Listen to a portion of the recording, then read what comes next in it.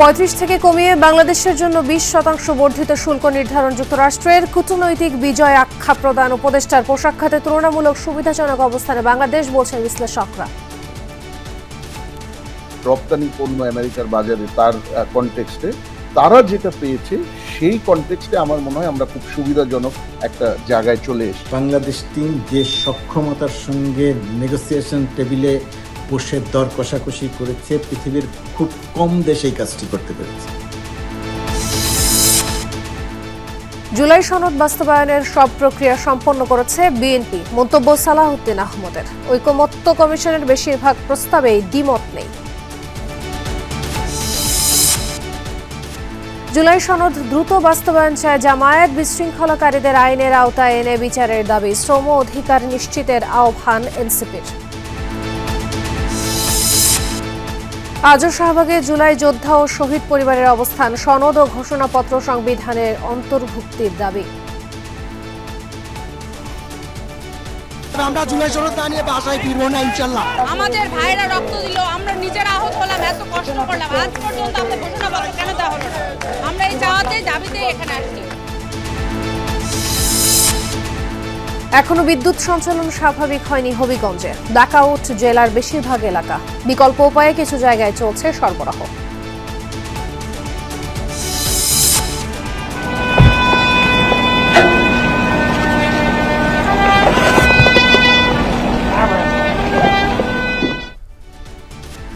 হাজারো মানুষের ভালোবাসায় সিক্ত হয়ে শেষ বিদায় নিলেন নিউ ইয়র্ক পুলিশ সদস্য দিদারুল ইসলাম। দেয়া হয় গার্ড অফ অনার, বিরচিত আত্মত্যাগ বললেন সহকর্মীরা।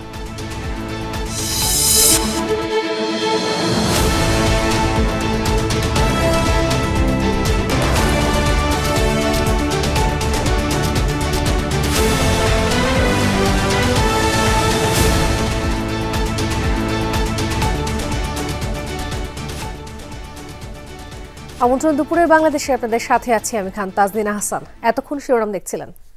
নানা আলোচনার নাটকীয়তার পর বাংলাদেশের জন্য নতুন শুল্ক নীতি নির্ধারণ করেছে যুক্তরাষ্ট্র। 35 থেকে কমিয়ে 20% শুল্ক নির্ধারণ করা হয়েছে। মার্কিন শুল্ক কমানোর বিষয়টিকে গুরুত্বপূর্ণ কূটনৈতিক বিজয় এবং ঐতিহাসিক বাণিজ্য চুক্তি হিসেবে দেখছে সরকার। এই চুক্তির মাধ্যমে বাংলাদেশের তুলনামূলক সুবিধা অক্ষুণ্ণই থাকছে। পোশাক রফতানি খাতে প্রতিদ্বন্দ্বীদের তুলনায় কিছুটা সুবিধাজনক অবস্থানে রয়েছে বাংলাদেশ, এমন অভিমত অর্থনীতিবিদদের। ওয়াশিংটন দূতাবাসের প্রেস মিনিস্টার বলেছেন, দর কষাকষিতে দক্ষতার পরিচয় দিয়েছে ঢাকা।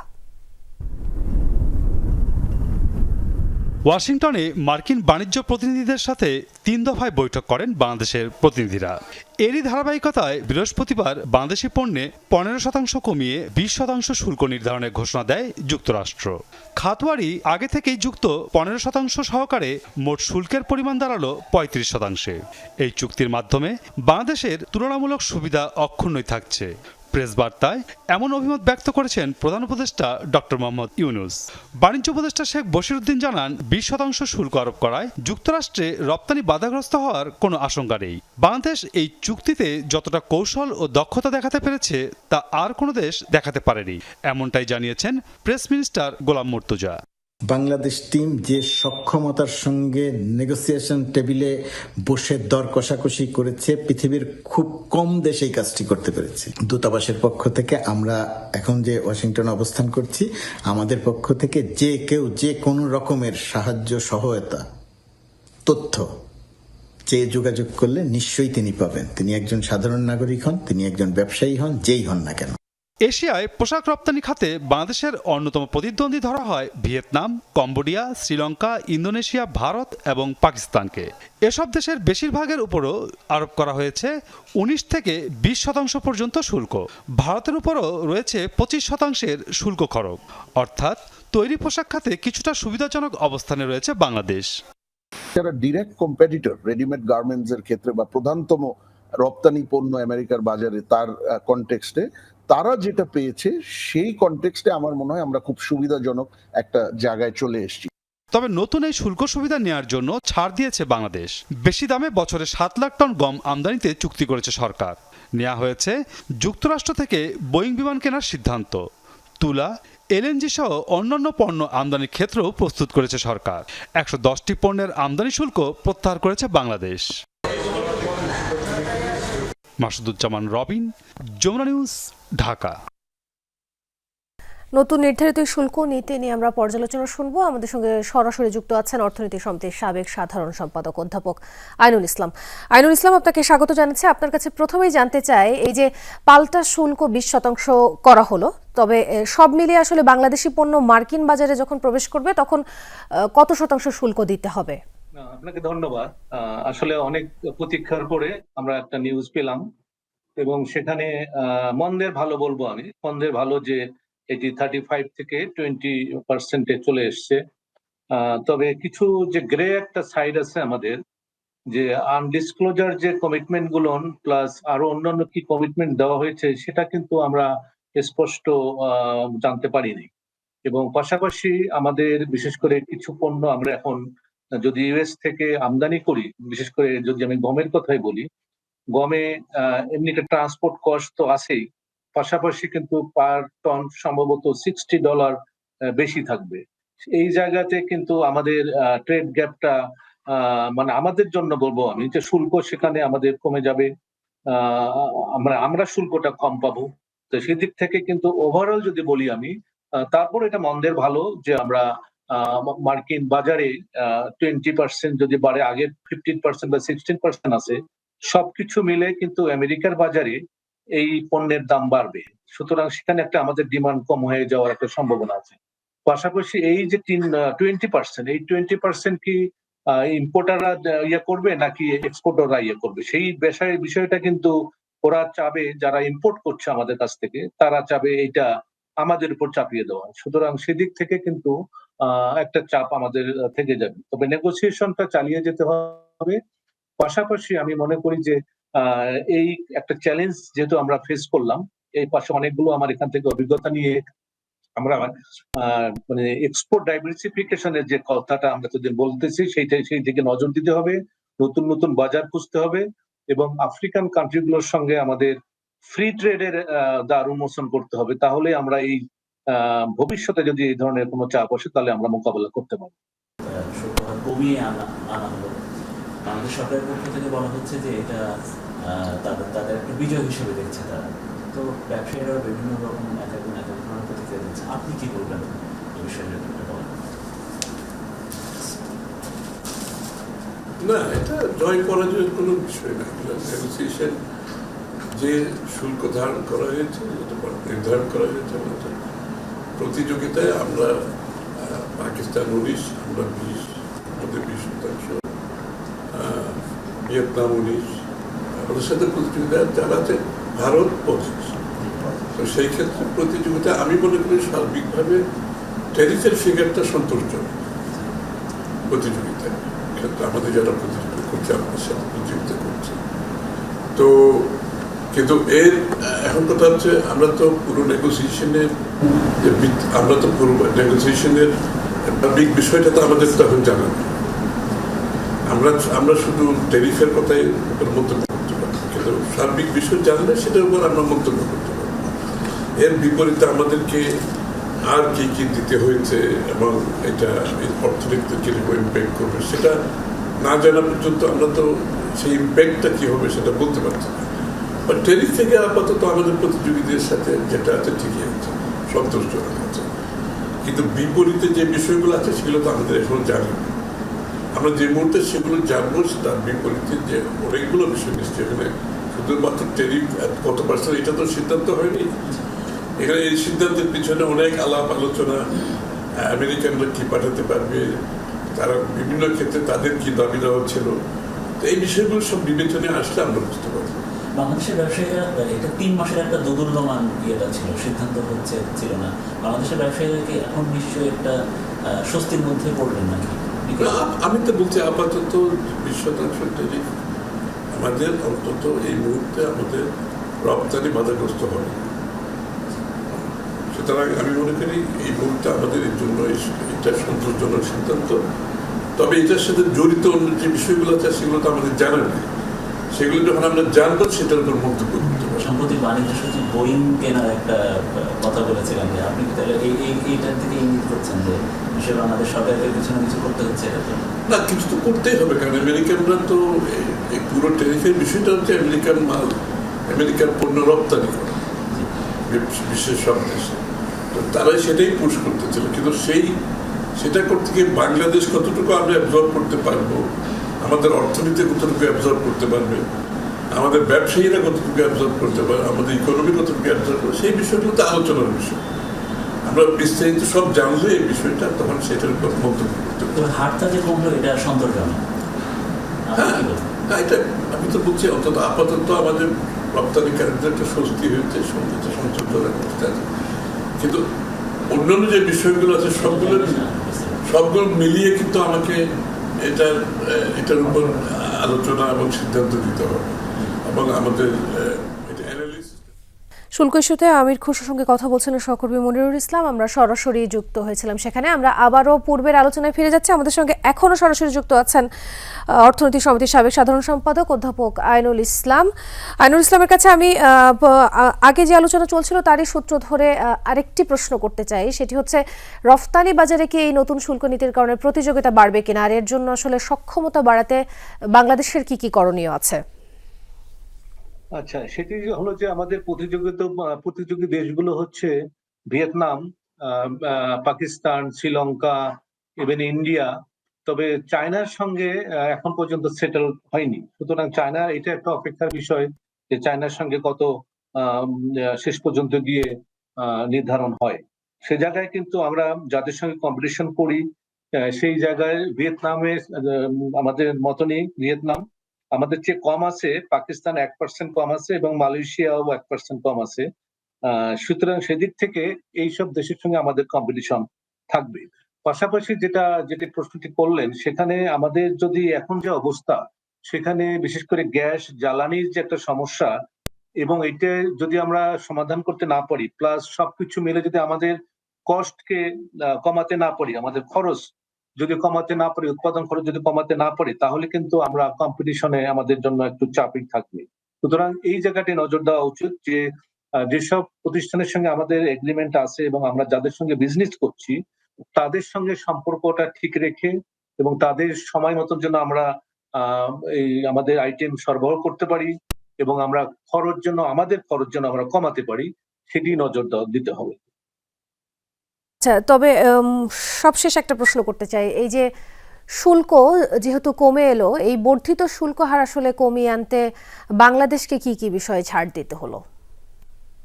সেটাই তো আমি বললাম যে সেটা তো আমরা পুরোপুরি ভাবে আমরা স্পষ্ট না। শুধু যেটা জানা যাচ্ছে যে বছরে 7 লাখ টন গম আমরা নিয়ে আসবো, সেখানেও কিন্তু প্রাইস একটু আন্তর্জাতিক বাজারের চেয়ে প্রাইস বেশি। তারপর এলএনজি, সয়াবিন বীজ এগুলো আমরা আমদানি করব বলে কমিটমেন্ট দিয়েছি। এর বাইরে যেটা ডিসক্লোজ করা হচ্ছে না, আনডিসক্লোজার যেগুলো আছে সেগুলো কিন্তু আমরা এখনো জানি না।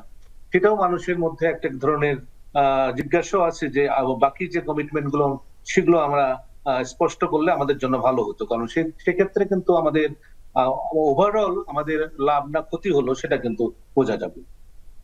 ধন্যবাদ। এখনো প্রশ্ন তাহলে থেকেই যাচ্ছে। আইনুল ইসলাম, আপনাকে অনেক ধন্যবাদ আমাদের সঙ্গে যুক্ত হওয়ার জন্য। এর আগে ৬৯টি দেশ, অঞ্চল এবং সংস্থার উপর নতুন শুল্ক নীতি নির্ধারণ করে যুক্তরাষ্ট্র। ব্যাপক দর কষাকষির ফলে শুল্ক কমিয়ে সুবিধাজনক অবস্থানে ভিয়েতনাম, শ্রীলঙ্কা, ইন্দোনেশিয়া এবং পাকিস্তান। তবে ভারতের ওপর এই হার 25%। দুই প্রধান মিত্র অস্ট্রেলিয়া এবং যুক্তরাজ্যের ওপর পড়েছে ন্যূনতম শুল্ক হার। এদিকে 41% নিয়ে তালিকার শীর্ষে সিরিয়া। কানাডা ছাড়া অন্য সব দেশে 7 আগস্ট কার্যকর হবে পরিবর্তিত শুল্ক হার।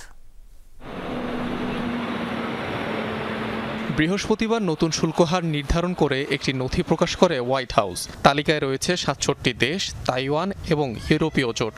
এর আগে মাসব্যাপী দেশগুলোর প্রতিনিধিদের সাথে দফায় দফায় আলোচনায় বসে যুক্তরাষ্ট্র। এশিয়ার মধ্যে Vietnam, Sri Lanka, Indonesia, Pakistan, Thailand এবং কম্বোডিয়ার মতো দেশগুলোর উপর আরোপ করা হয়েছে 19 থেকে 20% পর্যন্ত শুল্ক। প্রতিবেশী ভারতের উপর সেই পরিমাণ 25%। 32 থেকে কমিয়ে শুল্ক 20% করা হলেও তাতে সন্তুষ্ট নয় তাইওয়ান। 20% এই শুল্ক হার আমাদের লক্ষ্য ছিল না, আলোচনা চালিয়ে যাব। তাইওয়ানের জন্য পরিস্থিতি আরও অনুকূলে নেওয়ার চেষ্টা করব। মার্কিন সরকারও আমাদের সাথে আলোচনা চালিয়ে নিতে আগ্রহী। যুক্তরাষ্ট্রের অন্যতম দুই মিত্রদেশ যুক্তরাজ্য এবং অস্ট্রেলিয়ার জন্য নির্ধারণ করা হয়েছে মাত্র 10% শুল্ক। নিউজিল্যান্ডের ভাগে পড়েছে শতকরা 15% শুল্ক। পরম মিত্র হলেও ইসরায়েলকে গুনতে হচ্ছে 15% শুল্ক।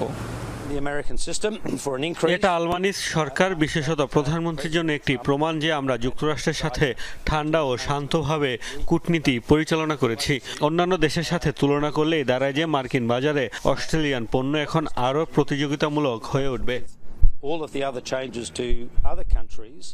এশিয়ার অন্য দুই দেশ লাওস এবং মিয়ানমারের ওপরও আরোপিত হয়েছে 40% করে শুল্ক। ব্রাজিলের ওপর 50% শুল্ক আরোপ করা হলেও পরে তা কমিয়ে 10% নামানো হয়। 41% শুল্কের বোঝা নিয়ে তালিকার শীর্ষে রয়েছে সিরিয়া। অন্যদিকে ইরাক, লিবিয়ার মতো দেশগুলোতে যথাক্রমে 35% ও 30% করে শুল্ক আরোপ করা হয়েছে। 70 দেশের উপর আরোপিত নতুন এই শুল্ক হার কার্যকর হবে 7 আগস্ট। এর আগ পর্যন্ত জাহাজে যেসব পণ্য তোলা হবে কিংবা ট্রানজিটে থাকা পণ্য 5 অক্টোবরের আগে যুক্তরাষ্ট্রে পৌঁছাতে পারলে এই শুল্কের আওতামুক্ত থাকবে। শুধুমাত্র কানাডার ক্ষেত্রে আজ থেকে কার্যকর হচ্ছে 35% বর্ধিত শুল্ক।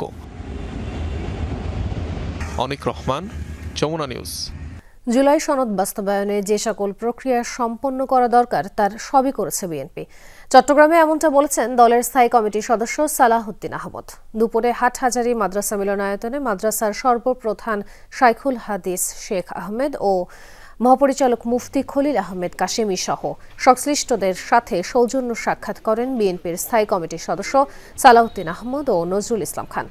এ সময় সালাহউদ্দিন আহমদ আরও বলেন, ঐক্যমত্য কমিশনের 51টি সুপারিশ বাদে বাকি বিষয়গুলোতে কোনো দ্বিমত নেই বিএনপির। দলের স্থায়ী কমিটির সদস্য নজরুল ইসলাম খান বলেন, আগামী ফেব্রুয়ারির মধ্যে নির্বাচন অনুষ্ঠানে কোনো বাধা দেখছে না বিএনপি। এর আগে প্রয়াত মাওলানা শাহ আহমদ শফির কবর জিয়ারত করেন বিএনপি নেতারা।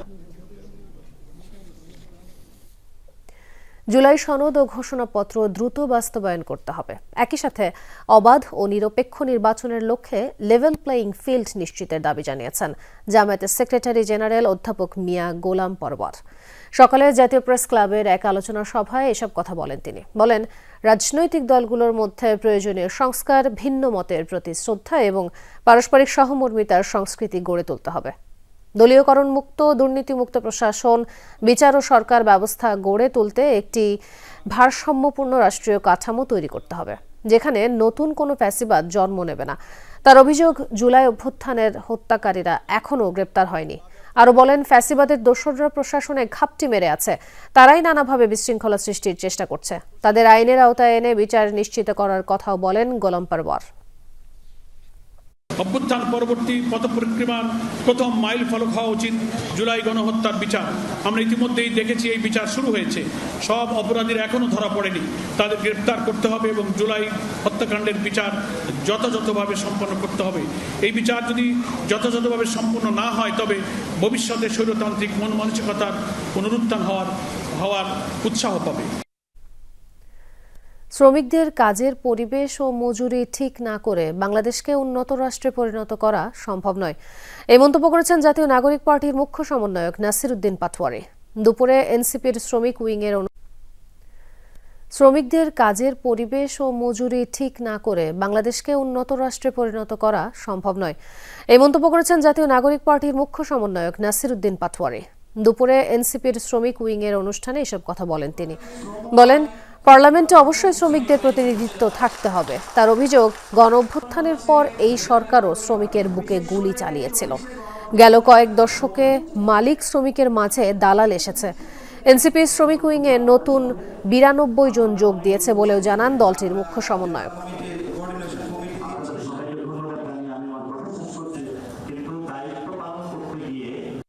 শ্রমিক আন্দোলনের পরিবেশ ঠিক না করে তাদের মজুরি না বাড়িয়ে বাংলাদেশ যতই ফ্যাক্টরি তৈরি করুক, বাংলাদেশ কখনো উন্নয়ন অথবা উন্নত রাষ্ট্রে পরিণত হওয়া সম্ভব না।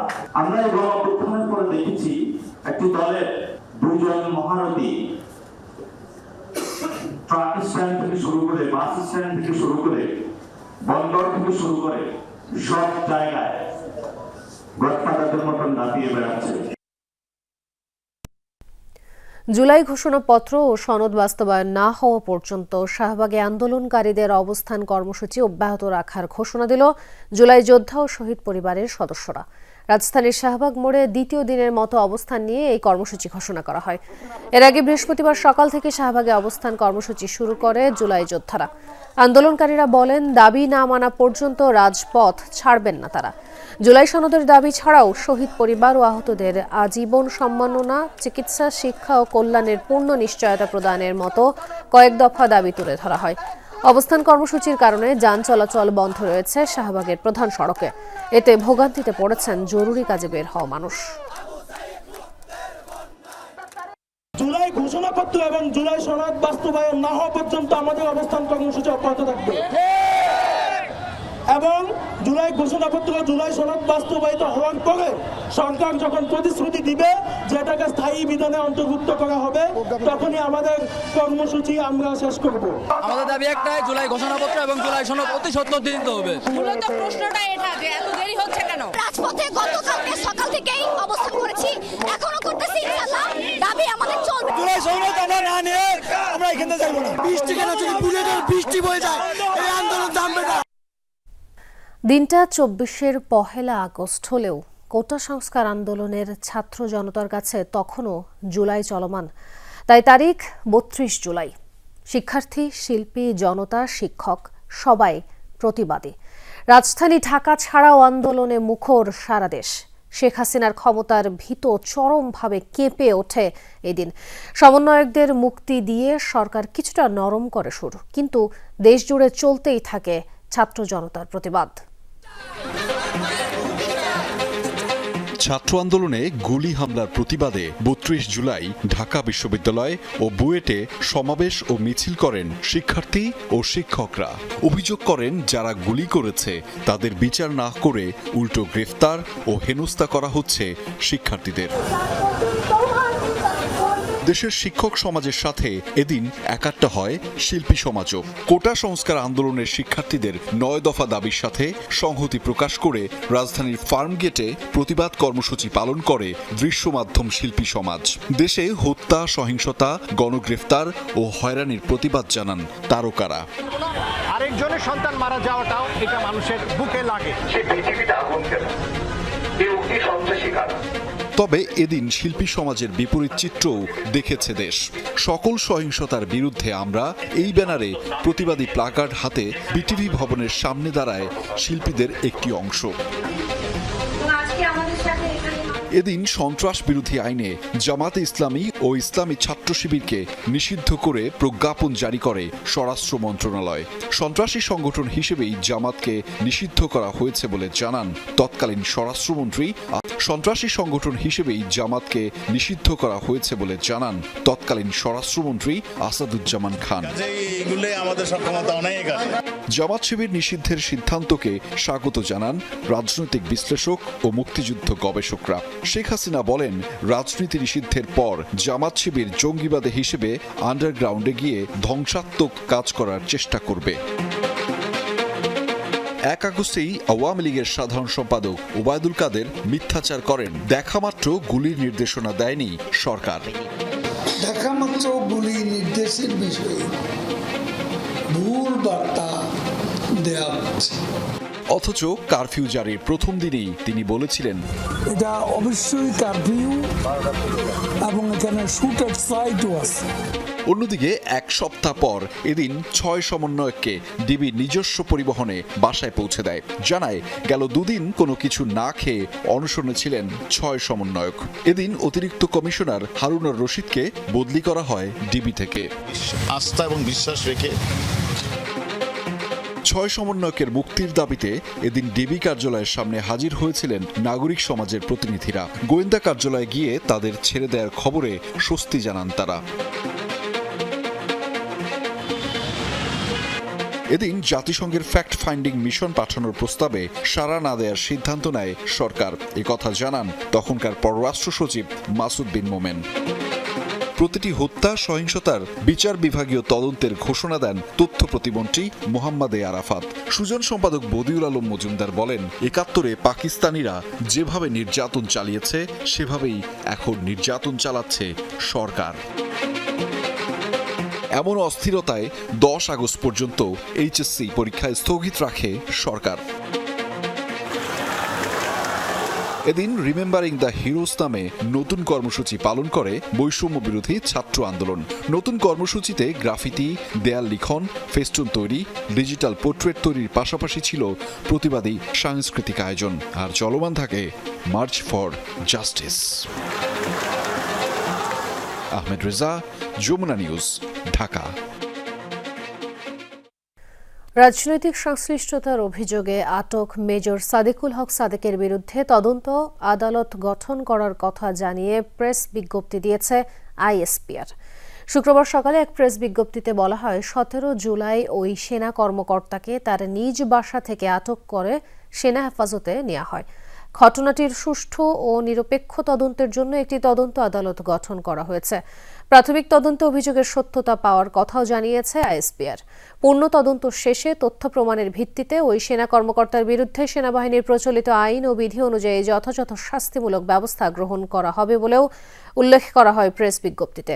এর আগে গতকাল নিয়মিত ব্রিফিংয়ে জানানো হয়, নৈরাজ্য সৃষ্টির লক্ষ্যে আওয়ামী লীগ কর্মীদের প্রশিক্ষণ দেওয়ার অভিযোগ ওঠা মেজর সাদেকের বিষয়ে ব্যবস্থা নিয়েছে সেনাবাহিনী।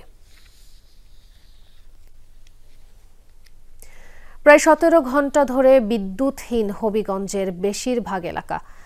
শাহজিবাজার বিদ্যুৎ উপকেন্দ্রে আগুন লাগায় গতকাল সন্ধ্যা থেকে বিদ্যুৎ বিচ্ছিন্ন হয়ে পড়ে গোটা জেলা। সকালে শহরের কিছু এলাকায় সরবরাহ স্বাভাবিক হয়। বিদ্যুৎ না থাকায় চরম ভোগান্তি পোহাতে হচ্ছে বাকি বাসিন্দাদের।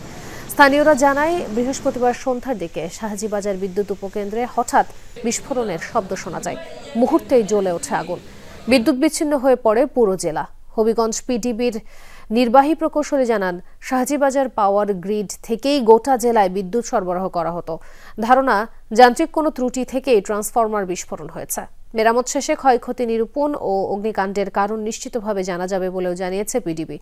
পল্লী বিদ্যুতের আওতাধীন এলাকাগুলোতে আগামীকাল নাগাদ বিদ্যুৎ সরবরাহ স্বাভাবিক হতে পারে বলে জানিয়েছে প্রতিষ্ঠানটির জিএম। গতকালকে 7টা থেকে বিদ্যুৎ নাই, সারা রাত্রে বিদ্যুৎ আসে নাই, ব্যবসা বাণিজ্য একেবারে বন্ধ। আমরা খুব বিভ্রান্ত আছি, মানে পানিগুলো তুলতে পারতেছি না, এখন পর্যন্ত কারেন্ট নাই, চরম ভোগান্তিতে আছি। আমাদের রেস্টুরেন্ট বন্ধ, পার্টি ছিল, পার্টি বুকিং ছিল, ক্যান্সেল হয়ে গেছে। এ বিষয়ে আরো জানাতে হবিগঞ্জ থেকে যুক্ত হচ্ছেন সহকর্মী প্রদীপ দাস সরকার। প্রদীপ, কখন নাগাদ বিদ্যুৎ সরবরাহ স্বাভাবিক হতে পারে? আপনার কাছে কি কোনো তথ্য আছে পিডিবির দেওয়া?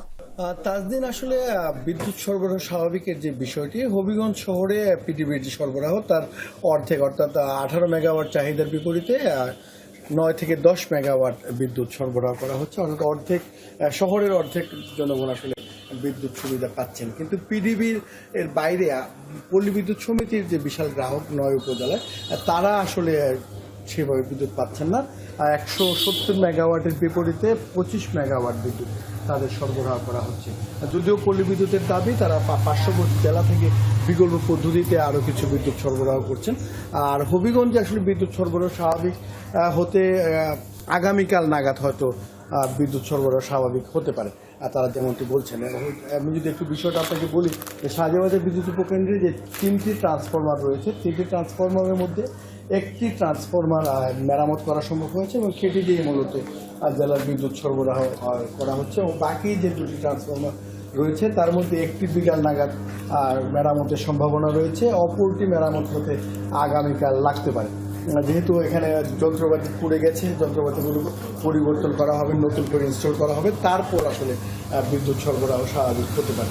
আর কাল সন্ধ্যায় এই অগ্নিকাণ্ডের ঘটনার পর জেলা পুরোটাই একেবারে বিদ্যুৎ বিচ্ছিন্ন ছিল এবং 15 ঘন্টা পর আজকে সকাল 10টার দিকে আংশিকভাবে বিদ্যুৎ সরবরাহ শুরু হয় এবং এখন পর্যন্ত জেলা শহরে, জেলা সদর সহ অর্ধেক জায়গায় বিভিন্ন অংশে বিদ্যুৎ সরবরাহ করা হচ্ছে। পুরো বিদ্যুৎ সরবরাহ স্বাভাবিক হতে আগামীকাল সেটি হয়তো স্বাভাবিক হতে পারে। তাজদিন, যুক্ত হওয়ার জন্য ধন্যবাদ প্রদীপ। ট্রলার ডুবিতে নিখোঁজ জেলে সহ 2 ব্যক্তির মরদেহ উদ্ধার হয়েছে কুয়াকাটা সমুদ্র সৈকতে। সকালে সৈকতের মীরা পয়েন্ট থেকে জেলে নজরুল ইসলাম ও গঙ্গামতি পয়েন্ট থেকে অজ্ঞাত ব্যক্তির মৃতদেহ উদ্ধার করে নৌপুলিশ। বিষয়টি নিশ্চিত করেন পুলিশ ফাঁড়ির ইনচার্জ। মরদেহ দুটি মহিপুর থানায় হস্তান্তর করা হয়েছে। গত 25 জুলাই বঙ্গোপসাগরের 75 কিলোমিটার গভীরে এফবি সাগর কন্যা ডুবে যায়। 4 দিন পর মাছ ধরার ওই ট্রলারে থাকা 15 জেলের 10 জনকে জীবিত উদ্ধার করা হয়। বাকি 5 জনের 1 জনকে মৃত উদ্ধার করা হলো আজ। পটুয়াখালীর বাউফলে স্ত্রীকে হত্যার দুদিন পর থানায় আত্মসমর্পণ করেছে স্বামী। পুলিশ জানায় নিহত সালমা আক্তার নুরাইনপুর নেসারিয়া ডিগ্রি মাদ্রাসার বাংলা বিভাগের প্রভাষক ছিলেন। পারিবারিক কলহের জের ধরে বুধবার বিকেলে স্বামী সরোয়ার হোসেন দা দিয়ে স্ত্রী সালমার ঘাড়ে আঘাত করেন। এতে ঘটনাস্থলেই মারা যান তিনি। এর পরপরই 4 বছর বয়সী সন্তানকে নিয়ে পালিয়ে যান সরোয়ার। শুক্রবার ভোরের দিকে সন্তানসহ বাউফল থানায় গিয়ে আত্মসমর্পণ করেন তিনি। পরে তার দেয়া তথ্যের ভিত্তিতে চন্দ্রপাড়া গ্রামে ভাড়া বাসা থেকে সালমার মরদেহ উদ্ধার করে পুলিশ। স্ত্রীর পরকীয়ার সন্দেহ থেকেই এই হত্যাকাণ্ড বলে প্রাথমিক জিজ্ঞাসাবাদে স্বীকার করেছে সরোয়ার, এমনটাই জানিয়েছে পুলিশ। প্যান পটাটা চিপস নাকি বিস্কিট? এটা কি? এটা বাছাই করা আলু আর স্পাইসি সিজনিং এ প্রাণ পটাটা চিপস নাকি বিস্কিট খেয়ে বোঝে নাও। জলাবদ্ধতায় চরম দুর্ভোগে জামালপুরের পলাশতলা এলাকার বাসিন্দারা। বছরে অন্তত 6 মাস নিত্যসঙ্গী দুর্গন্ধযুক্ত ময়লা পানি। নিয়মিত কর দিয়েও পাচ্ছেন না কোনো সমাধান। কর্তৃপক্ষ বলছে দ্রুতই পানি নিষ্কাশনের ব্যবস্থা নেওয়া হবে। ছোট্ট এই খুপড়ি ঘরেই আশ্রয় 80 বছরের আবেদন বেগমের। জীবনের শেষ প্রান্তে এসে ঠাঁই মিলেছে এখানে। কিন্তু গেল 4-5 বছর ধরে বছরের 6 মাস ময়লা পানি জমে থাকে ঘর আর উঠানে। এখানেও শান্তি নেই বৃদ্ধা আবেদন বেগমের জীবনে। পানির মধ্যে বাঁচতাছি, এলা পরসম পায়খানা কোনো জায়গা নাই, এলা গোসল করার জায়গা নাই, দেখা মহিলাটা জুনাইছে কোন আনি যাওয়ার হয়নি। কত কষ্ট হয়েছে করতে বাইরেও বড় হয়নি। প্রথম শ্রেণীর পৌরসভার 10 নম্বর ওয়ার্ডের হাটচন্দ্রা, পলাশতলা ও কাজিরাখ এলাকার প্রায় 200 পরিবার পানির সঙ্গে এমন যুদ্ধে জীবন পার করছে। একটি মাত্র ইটের সোলিং করা সড়ক, তাও কয়েক মাস থেকে পানির নিচে। শিক্ষার্থী কিংবা রোগীদের যাতায়াত সব ক্ষেত্রেই ভোগান্তি চরমে। পানিবাহিত রোগ বলা যায় নিত্যসঙ্গী। দীর্ঘ 6 মাস এই রাস্তার মধ্যে পানি জমান বাঁধে থাকে। আমরা বাচ্চা নিয়ে স্কুলে যাইতে পারি না, বাজার ঘাট করতে পারি না। বাচ্চা কাচ্চার শরীরের মধ্যে খাজলি হইয়া ঘা হইয়া বেড়ে গেছে গা। এই পানি নোংরা পানি, একটু বৃষ্টি হইলেই রাস্তার মধ্যে পানি, তারপরে মানুষজন চলতে পারে না, চলতে গেলেই পড়ে জায়গা। দীর্ঘদিনের জলাবদ্ধতায় অনাবাদি প্রায় 300 একর জমি। মসজিদে যেতে পারেন না মুসল্লিরা। রান্না, খাওয়া দাওয়া, বিশুদ্ধ পানিসহ মৌলিক চাহিদা পূরণেও হিমশিম খাচ্ছেন বাসিন্দারা। এমনকি সামাজিক অনুষ্ঠান এবং বিয়ে শাদিও বন্ধ। একাধিকবার আবেদন করেও সমাধান করেনি পৌরসভা। পানির জন্য আসা যায় না, মুসল্লিরা নামাজ পড়তে পারে না, পায়জামা লঙ্গি ভিজে যায়, হাঁটুর উপরে কাপড় তোলা লাগে। পুরোটা বন্ধ হয়ে ধান হইতো, 2 মৌসুমের ধান হইতো, এখন একটা মৌসুমের ধানও হচ্ছে না। আমরা ট্যাক্স দেই, আমরা সরকারের যা যা পৌরসভার ভিত্তি করার লাগে আমরা সবই করি, কিন্তু আমরা যে পানির মধ্যে বাস করতেছি আমাদের কোনো খোঁজ খবর নিতেছে না। তবে পৌর কর্তৃপক্ষ জানায় শহরের জলাবদ্ধতার পয়েন্টগুলো ইতিমধ্যে চিহ্নিত করা হয়েছে। অগ্রাধিকার ভিত্তিতে দ্রুত সমস্যা সমাধানের উদ্যোগ নেওয়া হবে বলেও জানানো হয়। অঞ্চলের মানুষের যাতে করে এই পানিবন্দী অবস্থায় না থাকতে হয় তার জন্য ওই পানিগুলো নিঃসরণে আমরা ব্যবস্থা করব। একই সাথে আমাদের এই পৌরসভায় যে বড় ড্রেনগুলো রয়েছে এই ড্রেনগুলোর সাথে কিভাবে ওই পানিগুলোকে নিঃসরণ করা যায় তার একটা উপায় আমরা বের করার চেষ্টা করব। 1.5 শতাব্দী পুরনো পৌরসভার বহু এলাকাতেই পৌঁছায়নি নাগরিক সেবা। বর্ষাকালে জলাবদ্ধতা হয়ে ওঠে এখানকার বড় ধরনের সমস্যা। সাগর ফরাজি, যমুনা নিউজ, জামালপুর। হাজারো নিউ ইয়র্কবাসীর ভালোবাসায় সিক্ত হয়ে শেষ বিদায় নিলেন বন্দুকধারীর গুলিতে নিহত বাংলাদেশি বংশোদ্ভূত পুলিশ অফিসার দিদারুল ইসলাম। ঝড় বৃষ্টি উপেক্ষা করেই পার্কচেস্টারে তার জানাজায় অংশ নেন 20,000 মুসলিম। শ্রদ্ধা জানাতে বিশিষ্ট ব্যক্তিদের পাশাপাশি উপস্থিত ছিলেন নিউ ইয়র্ক পুলিশ বিভাগের 5,000 সদস্য। তুলে ধরেন দিদারুলের বিরচিত আত্মত্যাগের কথা।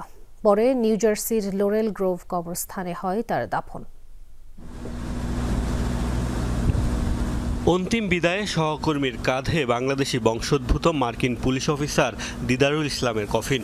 বন্দুকধারীর হামলায় মাত্র 36 বছরেই নিভেছে যার জীবন প্রদীপ। ছিল ঝড়ের পূর্বাভাস, হয়েছে বৃষ্টিও। এর মধ্যেই দিদারুলের শেষ বিদায়ে নেমেছিল জনস্রোত। হাজির হন হাজার হাজার নিউ ইয়র্কবাসী। জানাজায় অংশ নেন প্রায় 20,000 মুসলিম। আনুষ্ঠানিকতায় অংশ নেন নিউ ইয়র্কের গভর্নর, মেয়র, আইন প্রণেতা সহ বিশিষ্ট ব্যক্তিরা। বাংলাদেশে এই বীরের আত্মত্যাগের গল্প উঠে এসেছে তাদের কণ্ঠে। বাংলাদেশি মুসলিম আমেরিকান ছিলেন তিনি। কঠোর পরিশ্রমী হিসেবেই পরিচিত। যুক্তরাষ্ট্রকে রক্ষা করাকেই দায়িত্ব ভেবেছিলেন। তার জীবন এই দেশের জন্য এবং সবার জন্য উৎসর্গ করে গেছেন। দিদারুলের পরিবারকে সান্ত্বনা জানানোর ভাষা নেই। একজন অভিভাবক হিসেবে অন্য অভিভাবকের কাছে ক্ষমা চাই। দিদারুল ইসলাম যে সন্ত্রাসবাদ রুখতে জীবন দিয়েছেন সেই চিন্তা ভাবনা ধারণ করতে হবে। আনুষ্ঠানিকভাবে দিদারুলকে সম্মান জানান নিউ ইয়র্ক পুলিশ বিভাগের ৫,০০০ সদস্য। স্যালুটের পাশাপাশি হেলিকপ্টারের মাধ্যমেও দেয়া হয় গার্ড অব অনার। সহকর্মীর পরিবারের পাশে থাকার প্রত্যয় ব্যক্ত করেন পুলিশ কমিশনার। চেয়ে দেখো দিদারুল, পুরো নিউ ইয়র্কের পুলিশ তোমার পাশে। তোমার এবং তোমার পরিবারের জন্য আমার হৃদয় ভেঙে গেছে। আমরা সবসময় এই পরিবারের পাশে থাকব। হামলার এই ঘটনার পর আবারও সমালোচনায় যুক্তরাষ্ট্রের অস্ত্র আইন। এই হত্যাকাণ্ড আবারও মনে করিয়ে দেয় যে যুক্তরাষ্ট্রের অস্ত্র আইন যতই শক্তিশালী বলা হোক না কেন, সেটি আসলে দুর্বল। এটা ভয়াবহ যে মানসিক স্বাস্থ্যের সাথে লড়াই করা একজন ব্যক্তি এমন ধ্বংসাত্মক অস্ত্র কিনতে পেরেছে। জানাজা শেষে নিউ জার্সির লোরেল গ্রোভ কবরস্থানে দাফন করা হয় দিদারুলকে। গেল সোমবার ভয়াবহ বন্দুক হামলায় নিহত হন তিনিসহ 4 জন। মোস্তফা মাহমুদ, যমুনা নিউজ। এই ছিল দুপুরের বাংলাদেশে। এতক্ষণ সাথে থাকার জন্য ধন্যবাদ সবাইকে।